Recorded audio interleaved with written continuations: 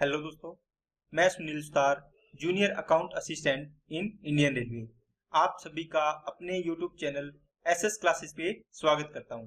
तो दोस्तों, आपके लिए एएलपी की सीरीज चल रही है अपने टेक्नीशियन के लिए। तो उसका 2018 के प्रीवियस ईयर अपने कर रहे हैं।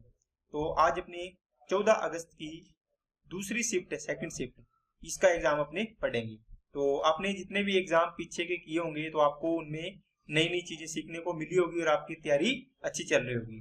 तो दोस्तों, अपने बढ़ते हैं पेपर की ओर। तो सबसे पहले आपको बता दें कि चैनल को सब्सक्राइब नहीं किए तो चैनल को सब्सक्राइब कर लें, बेल आइकन पे क्लिक जरूर कर लें, जिससे आपको वीडियो की नोटिफिकेशन समय पर मिल जाए। ठीक है दोस्तों, और अगर आपको रेलवे के बारे में कोई भी जानकारी चाहिए तो अपना कलीग है सुशील बटेसर, जो रेलवे के बारे में वीडियो बनाते हैं। तो उसके अंदर सारी चीजें होती है, जो भी है पोस्ट है या कुछ भी चीजें हैं, रेलवे के अंदर पास कैसे होता है, क्या चीजें कैसे होती है, सारी चीजों के बारे में डिटेल वीडियो बनाते हैं वो। ठीक है, तो रेलवे में लगे हुए हैं, 2 बार सिलेक्टेड है, तो काफी नॉलेज है उनको, काफी अच्छी वीडियो बनाते हैं। तो वहां पर आप विजिट कर सकते हैं अगर आपको कोई भी जानकारी चाहिए। ओके दोस्तों, चलिए अब अपने स्टार्ट करते हैं एग्जाम को। पढ़िए पहला क्वेश्चन दोस्तों। किसी मिश्रण में रेत और बजरी का अनुपात 7:8 है। किसका? रेत और बजरी का अनुपात। जबकि बजरी और सीमेंट का अनुपात 6:7 है। किसका? देखो, बजरी और सीमेंट का, तो बी और सीमेंट को सी से लिख दो। कितना है इसका? 7:8 है। और बजरी और सीमेंट का कितना है दोस्तों? 6:7 है। अब देखो, आपको बताया हुआ है, तो इन दो, इसका खाली जगह है तो इसको 6 लिख दो, यहाँ पे खाली है तो यहाँ पे इसका 8 लिख दो, इसके पड़ोसी वाला। 7 6 42, 6 8 48, 7 2 56। किसका पूछा है? रेत और सीमेंट का, इसका और इसका पूछा है। तो इसको और इसको अलग अलग लिख लो, है ना, काट दो इसको, इसको छोड़ दो। 6 से कट रहा है क्या? नहीं कट रहा। 7 से 7 6 42, 7 2 56 और 3:4 आ जाएगा। ये आंसर आ गया इसका। चलिए नेक्स्ट पे। किसी प्लेटफॉर्म के ऊपर एक टावर का उन्नयन कोण 30 डिग्री है दोस्तों। टावर 45 मीटर ऊंचा है। देखो टावर है ये, इसको टावर मान लिया। कितना है? 45 मीटर है इसकी ऊंचाई टोटल। कितनी है दोस्तों? 45 मीटर। अब ये कहता है प्लेटफॉर्म तथा टावर के बीच क्षैतिज दूरी कितनी है। ये देखो कितनी है? 40√3 है। ये 40√3 है ये प्लेटफॉर्म। और प्लेटफॉर्म कितनी ऊंचा है? प्लेटफॉर्म का दिया क्या? ऊंचाई नहीं दी है। देखो ये ऊंचाई मान लो आप, जो भी, एक बार छोड़ दो इसको। तो ये 40√3 है, तो ये भी 40√3 होगी, इसके बराबर ही होगी। अब देखो इसके उन्नयन, देखो प्लेटफॉर्म के ऊपर से एक टावर का उन्नयन कोण, ऊपर का मतलब इसके सिर से यहाँ से उन्नयन कोण कितना है? 30 डिग्री है। ये 30 है तो ये कितना होगा दोस्तों? 60। क्यों?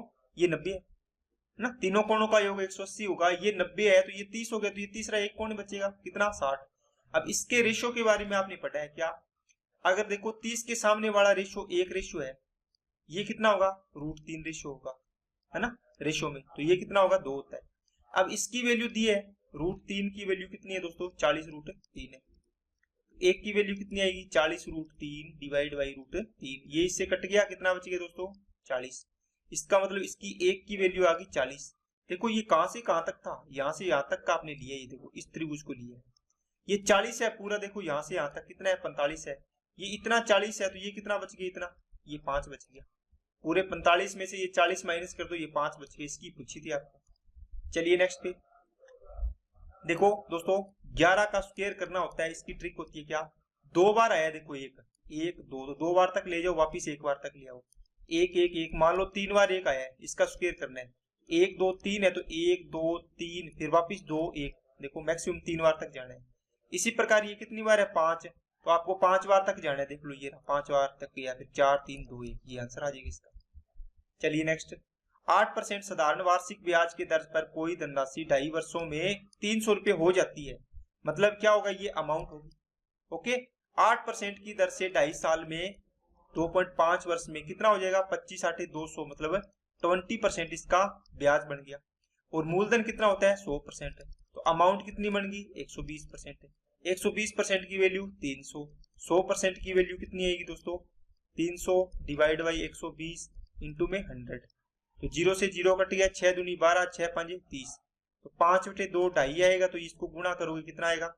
250 आ जाएगा। या इसको काट लो, 50 50 5 250, ये आंसर आ गया।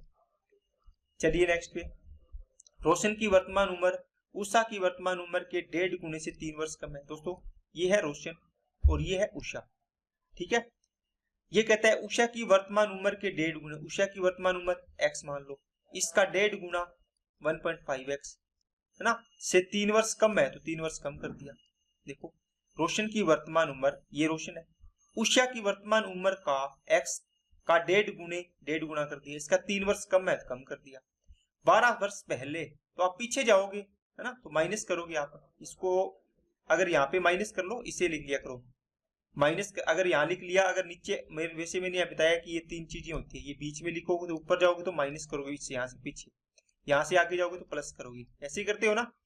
देखो अब अगर पीछे जाना है तो आप इसको ऐसे लिख लो ना, 12 को -12, हाँ ठीक है, तो 1.5x माइनस का 3 माइनस का 12, तो इसको बताओ कितना लिख दूं मैं, ये माइनस का 15 हो जाएगा ना, तो 1.5x माइनस का 15 हो गया, और ये कितना हो जाएगा, x माइनस 12 हो गया, 12 साल पहले।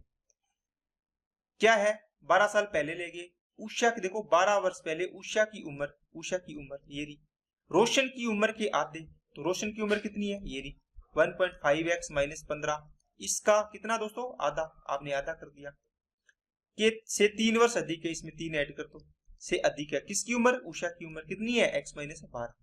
अब देखो उषा की उम्र x माइनस 12, रोशन की उम्र के आधे, रोशन की उम्र का आधा, ये देखो आधा कर दिया, से 3 वर्ष अधिक है ये उम्र। अब इसको सोल्व करना है दोस्तों, 1.5x माइनस का 15 प्लस का 2 3 6 हो जाएगा, पूरे के बटे में 2 आएगा, मैं बराबर ले जाता हूँ, 2x माइनस का 24, और ये इधर जाके माइनस होगा तो पॉइंट का 5x बचेगा, और 24 इधर आएगा तो 24 और 6 30 में से 15 गया, 15 बचेगा। ओके, तो 5x सॉरी x हटा दो यहाँ से, इसके बटे में 0.5 आएगा, तो ये आ गई x की वैल्यू 30। अब 30 यहाँ पे रख दो, किसकी पूछी आपको, आपने सोल्व कर लिया ना दोस्तों आसानी से, इसको देखो ये मैं इसको यहाँ ले गया तो 2x में से 1.5x किया तो 0.5x बचेगा है ना, ये 24 माइनस का इधर आके 30 में 6 में ऐड करोगे तो प्लस 30 हो गया, 30 में से 15 आ जाएगा तो 15 बचेगा है ना। अब ये 0.5 है तो 0.5 इसके नीचे आएगा 15 के, तो ये पॉइंट हटाओगे तो यहाँ 0 चला गया, ये 30 आ गया x की वैल्यू। अब x की वैल्यू आ गई, रोशन की उम्र पूछी है क्या, वर्तमान उम्र क्या थी, ये रही, तो देखो 30 को गुणा करो 15 से, 1.5 इंटू 30 माइनस का 3, 15 थी 45 में 3 गया 42, तो 42 इसका आंसर आ गया। चलिए नेक्स्ट पे, कमर ने 1 सेकंड हैंड स्टीरियो को पुनः बिक्री करके 16% लाभ अर्जित किया, यदि उसने स्टीरियो 1500 में खरीदा। देखो दोस्तों 1500 रुपए अगर आपका क्रय मूल्य है तो ये कितने परसेंट की वैल्यू होगी, 100 की। आपको पूछा है कि 16% लाभ कमाना है तो कितना परसेंट वैल्यू निकाल दो, 116 निकाल दो, बस 2 0 से कट गया, ये 15 छिके 90, 9 15 एकम 15 और 9 24, 2 और 15 एकम 15 और 2 17, तो 1740 इसका आंसर आ जाएगा। चलिए नेक्स्ट पे, निम्नलिखित में से कौन सा एक पाइथागोरस ट्रिक है दोस्तों, देखो आप इसके अंदर आपको ये ट्रिक्स याद होनी चाहिए, इस प्रकार की काफी है, एक बार याद कर लोगे थोड़े बहुत इनको तो आपको अंदाजा रहेगा, नहीं तो आपको हर एक को बना के देखना पड़ेगा कैसे, ये लंब ये आधार ये कर्ण है तो 2 का स्क्वायर प्लस 3 का स्क्वायर बराबर 5 का स्क्वायर हो रहा है क्या, आपको देखना पड़ेगा। इसी प्रकार सबको चेक करना पड़ेगा। देखो 8 15 17 का क्या होता है, ट्रिपलेट होता है, कहाँ है, ये रहा है ना, इसमें 3 4 5 होता है, 5 12 13 होता है, 7 24 25, 9 40 41, 8 15 17, 11 60 61 है, ये काफी है तो आप इसको याद कर सकते हैं, ठीक है। चलिए, यदि युवा पुत्र 2 घंटों के लिए शीघ्रता से काम करता है और एक दिन में 16 वस्तुएं तैयार करता है, ठीक है, उसके वृद्ध पिता धीरे धीरे 8 घंटे काम करते हैं और एक दिन में 24 वस्तुएं तैयार करते हैं, तो इनमें से कौन सा सही है। देखो दोस्तों ये MDH वाला फॉर्मूले से ये सवाल हो जाता है, ठीक है, लेकिन दोस्त कुछ स्टूडेंट होते हैं इनको देख नहीं पाते कि कौन सा क्वेश्चन किस हिसाब से होगा। देखो मान लो इसका पुत्र है, इसकी एफिशिएंसी मान लो S मान लो है ना, सन के मतलब S मान लो, S है तो S इंटू 2, देखो M मेन को अपने M से लिखते हैं इसकी एफिशिएंसी को, फिर गुणा में D, फिर H आता है, आवर आते हैं, इसका दिन नहीं है, दिन तो एक ही है तो एक दिन से गुणा कर दो, कोई दिक्कत नहीं है। ये आवर आ गए, देखो मेन का एफिशिएंसी आ गई S, इसके दिन आ गए 1, आवर आ गया 2 घंटे, टाइम काम कितना करता है, 16 वस्तुएं बनाता है, वर्क होता है ना MDH/W1 होता है, इक्वल टू फादर तो F लिख दो, कितने घंटे काम करता है? 8 घंटे। कितने दिन? एक दिन में। और बनाता क्या है? 24 वस्तुएं बनाता है। अब इसको काट दो, 2 8 16, 8 तिया 24। अब देखो ये सन अपॉन एफ इक्वल टू ये 8/3। देखो सन की एफिशिएंसी 8 है तो पिता की कितनी है? फादर की 3। तो ये देखो ये तो ज्यादा है इसकी एफिशिएंसी, तो ये अधिक दक्ष है, तो इसकी शक्ति ज्यादा है। ठीक है। एक तरीका और है दोस्तों, देखो 2 घंटों में ये कितनी वस्तुएं बनाता है? 16 वस्तुएं। और ये 8 घंटों में कितनी वस्तु बनाएगा? देखो 2 चौके 8, 4 गुना हो गया, तो ये 64 वस्तुएं बनाएगा पुत्र। तो ये 8 घंटे में कितनी बनाता है? ये 24 बनाता है। देखो 24, तो ये 64 बनाता है सेम टाइम में, ये कितने बनाता है? 24 ही। तो इसकी क्षमता ज्यादा है, तभी तो ज्यादा बना रहा है ना। मैंने 8 ही बनाया क्योंकि इसके पिता की कितनी है? 8। या इसको तोड़ लो, 8 से 2 घंटे पे ले जाओ, टाइम सेम कर लो। सेम टाइम में ये पुत्र कितनी बना रहा है और पिता कितनी बना रहा है। ठीक है ना, बात समझ आ गई क्या? आप देखो 2 घंटे में पुत्र कितनी बनाता है? 16। अब आप देखो 8 घंटे में पिता कितनी बनाता है? 24। तो 2 घंटे में कितनी बनाएगा? 24/8 इंटू 2, 4 6 बनाएगा। ये देखो ये 6 बनाएगा 2 घंटे में। तो ये 16 बना रहा है पुत्र, ये 6 ही बना रहा है, तो ये ज्यादा है। इस प्रकार कोई तरीके से आप सवाल कर सकते हैं। चलिए आगे। एक शंकु के आधार का क्षेत्रफल 64 पाई वर्ग सेंटीमीटर है। दोस्तों देखो आपको दिया है दोस्तों क्या? ये शंकु है, ये इसका आधार है। आधार क्या होता है? वृत्त होता है ना। तो वृत्त का क्षेत्रफल दे दिया आपको पाई आर स्क्वायर, कितना? 64 पाई, है ना। यहाँ से पाई कैंसिल हो गया, आर स्क्वायर बराबर 64, तो आर की वैल्यू कितनी आ गई? 8 आ गई। आपको पूछे इसकी तिर्यक ऊंचाई 17 है, ये तिर्यक ऊंचाई होती है दोस्तों एल, ये 17 है, ये आ गई आपकी 8। अब देखो 8 15 17 का ट्रिपलेट होता है, अभी बताया आपको 8 15 17 का, है ना। 8 15 17। अगर आपको ना याद होगा तो आप क्या करोगे? करंट स्क्वायर बराबर आधार स्क्वायर प्लस लंब स्क्वायर से इसकी वैल्यू निकालोगे। अगर याद होगा तो आप डायरेक्ट रखोगे, अपना टाइम बच जाएगा। अब देखो आपको क्या पूछा है? शंकु को गोलार्ध ठोस गोलार्ध प्राप्त करने के लिए फिर से तैयार किया गया इस गोले की त्रिज्या बताओ। देखो दोस्तों इससे आपको क्या बनाना है? देखो शंकु से आपको बनाना है स्फीयर, गोला बनाना है। शंकु से गोला बनाना है, इससे मान लो आपको ये बनाना है। आप क्या करोगे? इनके आयतन इक्वल करते हैं अपने पिघलाकर। तो इसका आयतन क्या होता है? 1/3 pi R square H equal to क्या होगा? 4/3 पाई आर क्यूब। देखो इनकी आर छोटा मान है, इसका मान बड़ा मान है, अलग अलग होगी ना त्रिज्या इनकी। तो देखो 3 से 3 कट गया, पाई से पाई कैंसिल हो गया। यहाँ पर आर की वैल्यू पुट करो, कितनी है आर की? 8। 8 का स्क्वायर 64 है। एच की वैल्यू कितनी है? 15। बराबर कितना आएगा? 4 इंटू आर की क्यूब। 4 एकम 4, 4 से काटा 16, 16 15 को गुणा करोगे कितना आएगा? आर क्यूब बराबर आएगा दोस्तों 240। अब देखो आर की वैल्यू निकालनी है तो क्यूब रूट होगा, तो 240 को क्या लिख सकते हो आप? 8 इंटू 30 लिख सकते हो ना। इसका क्यूब रूट करना है। देखो 8 का तो क्यूब रूट हो जाएगा, कितना आएगा? 2, 2 की क्यूब 8 होता है। लेकिन इसका नहीं बनेगा, तो ये 30 आ जाएगा, यहाँ पे क्यूब रूट लगा दो सीधा, तो ये इसका आंसर देखो ये आ गया। ठीक है, चलिए नेक्स्ट पे। किसी ऊंचे टावर से 30 मीटर दूर एक इमारत के आधार का अवनमन कोण 30 डिग्री है। दोस्तों एक टावर है, इसके आधार का अवनमन कोण कितना है? 30 मीटर। क्या है? 30 मीटर दूर है, ये 30 मीटर दूरी दे दूंगी। अवनमन कोण 30 डिग्री है, ये 90 है, तो ये कितना होगा? 60। 30 के सामने वाली भुजा 1 है, तो ये कितनी होगी दोस्तों? √3। ये कितनी होगी? 2 होगी। आपको पूछा टावर की ऊंचाई क्या है? 1 की वैल्यू पूछी है, तो देखो √3 की वैल्यू कितनी है? 30। 1 की वैल्यू कितनी आएगी? 30/√3। अब देखो 10 इंटू 3 लिख सकते हो इसको, 3 को √3 इंटू √3 लिख सकते हो ना, अपॉन में √3 है, ये इससे कट गया, तो 1 की वैल्यू कितनी आएगी? 10√3। देखो 1 की वैल्यू आ जाएगी 10√3। आपको यही तो पूछा था, ये आंसर आ गया। अगर आपको 2 की वैल्यू पूछी होती तो आप क्या करते? 2 की निकालते, 30/√3 इंटू 2 करते। अब देखो 10 इंटू √3 इंटू √3 इंटू में 2 है ही, अपॉन √3, 1 कट जाता, 10 2 20√3 आ जाता, फिर इसकी वैल्यू 20√3। ठीक है, इसका मतलब इतनी वैल्यू आएगी, 10√3 आएगा, इसका डबल ये आएगा। देखो 1√3, इसका डबल ये आएगा। ओके, इसका 30 के सामने वाली भुजा का डबल होता है। देखिए 30 डिग्री के सामने वाली भुजा इसका डबल, मान लो ये 10 सेंटीमीटर तो 20, ये √3 है तो ये 2√3 हो जाएगा। ओके, चलिए नेक्स्ट पे। दी गई श्रृंखला में से अनुपस्थित संख्या का चयन करें।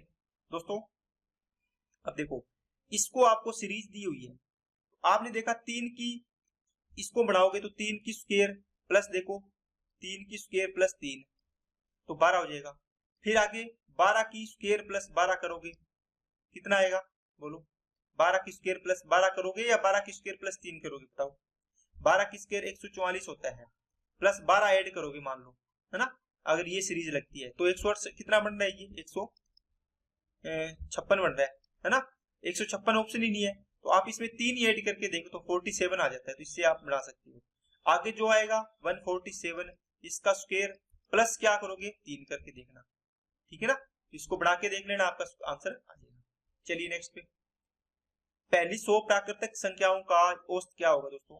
देखो दोस्तों 1 2 3 4 डैश डैश करके आपको पहली 100, तो 100 तक जाओगे, 100 प्राकृतिक संख्याओं का योग, तो टोटल देखो बताओ एस एन क्या होता है, n इंटू एन प्लस 1/2 होता है, प्रथम मतलब n प्राकृतिक संख्याओं का योग। तो अगर एवरेज निकालना है इसका आपको, तो क्या करते हो आप दोस्तों, n into n plus 1 divide by 2 है, इसको n से जितनी संख्या है उससे डिवाइड कर दोगे तो ये कट गया, n प्लस 1/2 बच गया, इसका मतलब 100 प्लस 1 101 हो जाएगा, डिवाइड बाई 2 तो 50.5 आ जाएगा, ठीक है ना।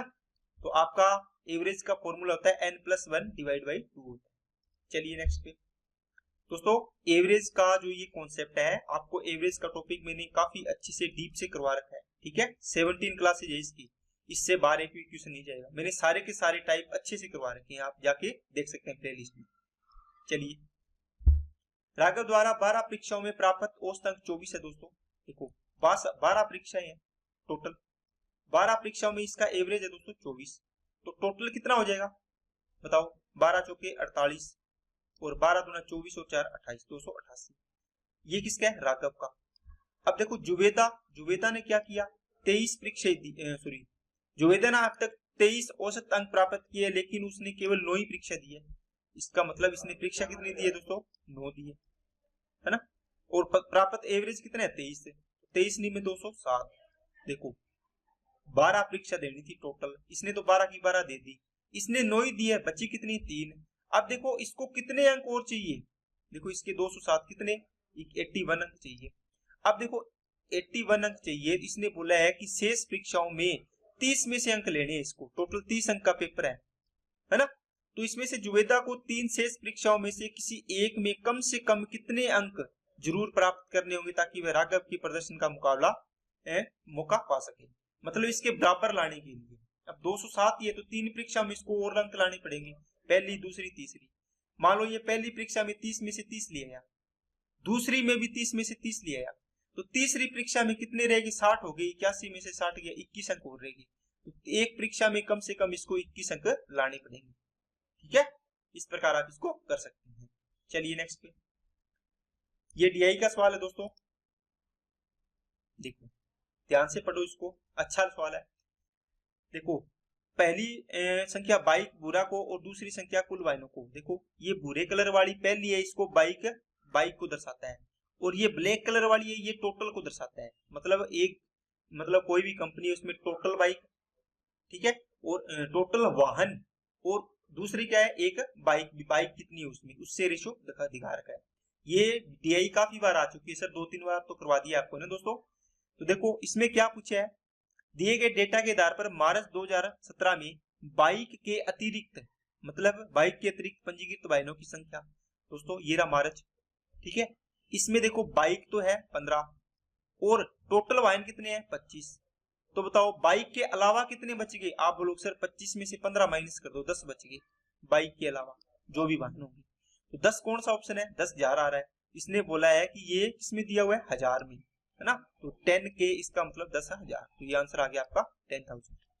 ओके चलिए नेक्स्ट पे, 36, 54 और 108 का मैथ है दोस्तों, जब भी एचसीएफ निकालना हो आपको बताया हुआ है, 36, 54 और 108 का एचसीएफ क्या होगा, सबसे छोटी संख्या होता है उसका डिवाइड करके देखो बाकी दो संख्या होंगी, सबसे छोटी कौन है 36, 36 का इसमें तो जा रहा है इसमें नहीं जा रहा, तो 36 अपना क्या नहीं हो सकता, एचसीएफ नहीं हो सकता। उसके बाद क्या करो, इसका आधा करो 18, 18 का इसमें तो जाएगा ही जाएगा, इसका आधा की है 18 3 54, 18 6 108, मतलब तीनों में जा रहा है, तो ये आपका एचसीएफ हो जाएगा। दूसरा तरीका इनका डिफरेंस लेके भी आप देख सकते हो, इन दोनों का एलसीएम कितना है, डिफरेंस है 18, इनका कितना आएगा 46 और 8 54।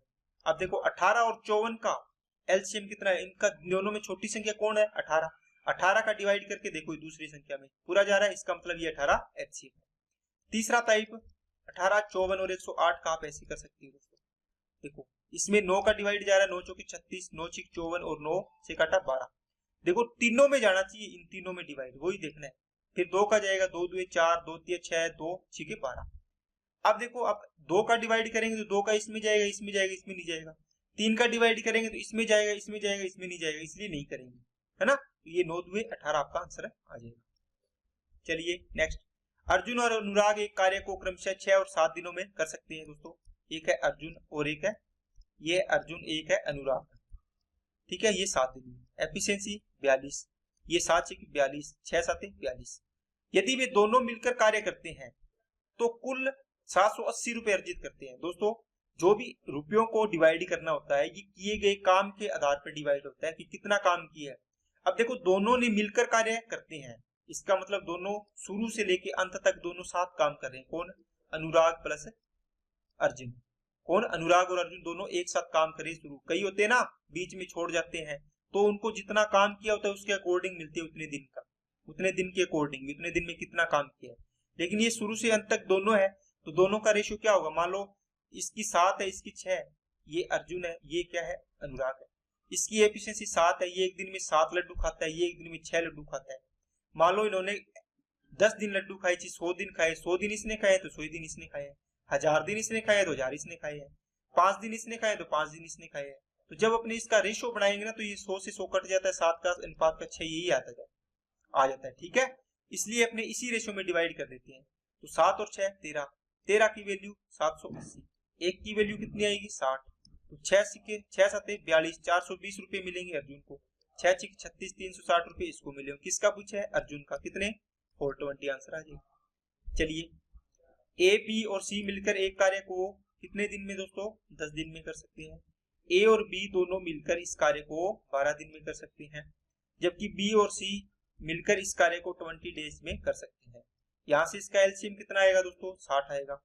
10 से काटा 6, 12 5 60, 20 दिया 60। देखो ए प्लस बी प्लस सी तीनों का 6 है, ए बी का कितना है? 5, तो सी का कितना बच गया दोस्तों? 1 बच गया। इसी प्रकार बी और सी का इसमें रख देंगे तो ए की कितनी आ जाएगी दोस्तों? 6 में से 3 गया 3, तो ए की कितनी आ गई? 3 आ गई, ठीक है। बच गया कौन? बी। तो बी का कैसे निकालोगे? देखो a प्लस सी दोनों का 3 और 1 4 हो गया।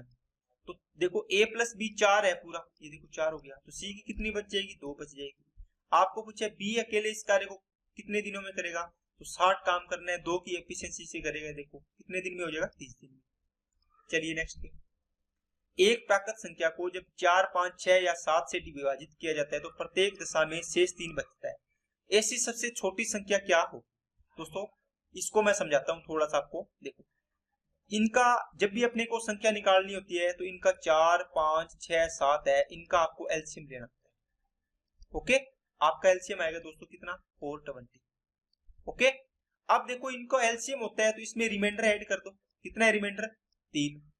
सभी का डिवाइड करोगे तो ये एक ऐसी संख्या है जिनका सभी का डिवाइड जा रहा है इस संख्या में। अपने एलसीएम निकाल लिया, इसमें डिवाइड आपने 420 में ऐड कर दिया 3, तो 423 आपकी सबसे छोटी संख्या आ गई। अब देखो कई बार क्या होता है दोस्तों, आपको सबसे छोटी नहीं पूछी होती, आपको पूछा है 1000 से बड़ी कौन सी संख्या होगी इसमें से, है ना। तो देखो दोस्तों 420 आपने निकाला, इसके साथ आप k से गुणा किया करो, साथ में प्लस में क्या रिमाइंडर ऐड किया करो। ये होती है इसकी जर्नल। अब आप सबसे छोटी पूछिए तो आपने 420 इंटू 1 रख के देख लिया, प्लस 3, तो ये 423 आ गई। अगर मैं 420 इंटू k की वैल्यू 2 रखूंगा, रिमाइंडर 3 आ रहा है, तो दूसरी संख्या कौन सी होगी? देखो 42 गुना 84 840 और 3 843 हो जाएगी। तीसरी संख्या 420 इंटू 3 प्लस का 3 कितना आएगा दोस्तों? बताओ। 4 3 2 6, 3 चौके 12, तो 1263 हो जाएगी। ओके, तो देखो 1000 से जस्ट बड़ी संख्या कौन सी आएगी? ये आएगी। अगर 2000 से ऊपर पूछिए तो, है ना, तो ये इस प्रकार की चीजें आपको इस प्रकार निकालनी होती, थोड़ा सा इसको ध्यान रखना है। चलिए नेक्स्ट पे, राही ने किसी बैंक में 600 रुपए की राशि को जमा कराया जिस पर उसने 8% प्रतिवर्ष साधारण ब्याज प्राप्त होना है। यदि राही ने 5 वर्षों तक बैंक में राशि को रखा तो उसे ब्याज के रूप में कितनी राशि मिलेगी? दोस्तों 5 8 40, तो 40% ब्याज मिलेगा। तो 600 का 40% बताओ कितना आएगा, 240 आएगा। ये आंसर आ गया आपका। चलिए नेक्स्ट पे, तपन, रवि और त्रिशा, ये त्रिशा ने केक बांटा।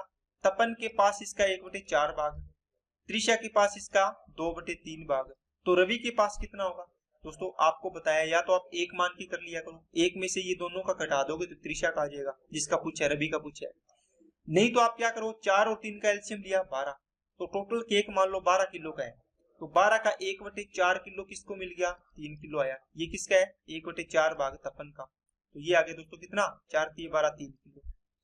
त्रिशा का कितना है, 2/3, तो 12 का 2/3 इसको मिला है 12 किलो में से, 4 4 दूनी 8 इसको मिला है, 8 और 3 11, बच गया कितना टोटल में से, एक इसको मिला है। देखो ये तो 12 किलो था तब मिला था, आपको पूछा है एक पार्ट, तो टोटल 12 में से कितना पार्ट मिला है, एक मिला, तो ये 1/12 इसका आंसर आ जाएगा। चलिए नेक्स्ट पे, राम के पिता की उम्र, राम के पिता की उम्र, ये फादर मान लो इसको, राम की उम्र के 2 गुनी है, इसकी उम्र का 2 गुना है। देखो राम की 1 है तो इसका 2 गुना है, वर्तमान उम्र है ना ये, 8 वर्ष पहले, इसका मतलब यहां से आप 8 साल पहले जाओगे, इसको ऐसे लिख लो, कैसे लिख लो, राम की उम्र कितनी है, 1:2 हो गया ना इनका, 8 वर्ष पहले जाओ तो पीछे चले जाओ 8 साल पहले। राम के पिता की उम्र, राम की उम्र का 2.5 गुना, देखो 2.5 गुना का मतलब हो गया 5/2 गुना, किसकी उम्र का, राम की उम्र का, तो राम की उम्र कितनी 2, तो इसके पिता की उम्र 5। अब देखो दोस्तों यहाँ पे, अब देखो यहाँ पे 2 से 1 हो रहा है, ये 5 से 3 हो रहा है, तो इसका मतलब ये सेम नहीं है अंतर, यहाँ पे सेम होना चाहिए, क्योंकि 8 साल का गैप है ना, तो दोनों तरफ 8 साल का होना चाहिए। इसको गैप्स को सेम बनाने के लिए देखो इनमें कितने का गैप है, 3 का, ये कितने का गैप है, 1 का, तो आपको बताया इसका इधर गुणा करो 1 का, और इसका यहाँ गुणा करो कितने का, 3 का, अंतर सेम बढ़ाओ, तो ये आएगा 2:5 ही आएगा। ये कितना आएगा दोस्तों, 3 से किया 3 एकम 3 और 3 दूनी 6। ये अब देखो 2 से 3 हो रहा है, 1 बढ़ रहा है, 5 से 6 हो रहा है, 1 बढ़ रहा है, इसका मतलब 1 की वैल्यू 8, 8 दूनी 16, 8 5 40, ये तो 8 साल पहले की आई है, 8 दिया 24, ये कब की आएगा, ये प्रेजेंट की, देखो 8 से 48, इसकी आ गई, किसकी पूछी है, राम की, तो राम की 8 की 24 आ गई। चलो इनमें से किस संख्या का वर्गमूल एक अप्रिमेय संख्या है।